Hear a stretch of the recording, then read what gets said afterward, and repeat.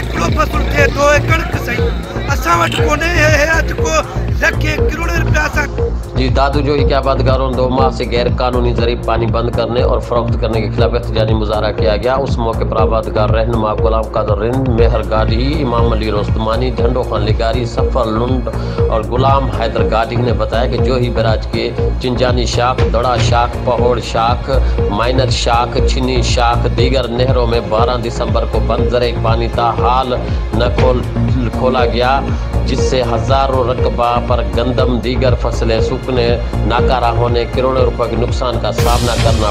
पड़ रहा है। उन्होंने कहा कि आपाशी अफसरान हल्का के समय मिम्बरान और उनके करीबी साथियों को पानी चोरी मुलवस देकर कार्रवाई करने के बजाय टाल मटोल कर रहे हैं। आबादगारों ने चीफ जस्टिस पाकिस्तान, वज़ीर आज़म, वज़ीर आला सिंध दीगर आला हुकामों से नोटिस लेने का मुतालबा किया है। पर हाणे माल मरे तो अहिड़ी हालत थी वई आहे जेको MNA को बि निकिरी पियो आहे